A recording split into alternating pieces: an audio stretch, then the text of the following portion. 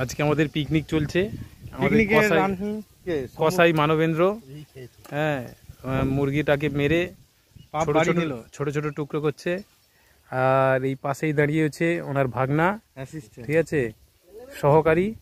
উনি ভালো করে পর্যবেক্ষণ করছেন, পরবর্তীকালে উনি এই দায়িত্বটা গ্রহণ করবেন, ঠিক আছে। আর আমি শুধু খেতে এসেছি আর বসে বসে দেখতে এসেছি আর ভিডিও করতে এসেছি। আর এই একজন আছে, এনার নাকি চারিদিকে গেলেই সাপের ভয়, ওই জন্য আমি ভয় বেরোচ্ছি না। ইনি কোনো দিকেই যান না, ইনি ফোনের মাধ্যমে সব কাজ করে ফেলেন, যদি হাগাও পায় ফোনের মাধ্যমেই করে ফেলেন, ঠিক আছে, প্লাস্টিক নিয়ে। আর এই যে আমাদের দাঁড়িয়ে আছেন সৈকত বাবু, ইনি অনেক কষ্ট করে মাছ ধরেছেন। এই যে পুকুরটা দেখছেন, এই পুকুর থেকে 6 কিলো 7 কিলো 8 কিলো ওজনের এক একটা কাতলা মাছ ধরেছে, ঠিক আছে। আর আমাদের এই সোহেল বাবু, উনি হলুদ রান্নির কাছে সব কিছু যোগান দিয়ে দিচ্ছেন, হ্যাঁ। আর আমাদের এই হচ্ছেন রান্নি শম্ভু, মানে সেই শম্ভু, মহাদেব শম্ভু নয়, এটা আমাদের শম্ভু, ঠিক আছে। উনি খুব ভালো রান্না করেন, মনে হচ্ছে এখন পটল ভাজছে, ঠিক আছে, পটলের সঙ্গে।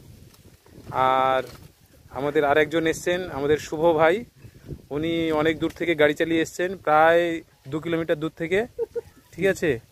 তো এসে খুব খিদে পেয়ে গেছে, ছোলা, হ্যাঁ এটা সত্যি একদম ভাববার বিষয়।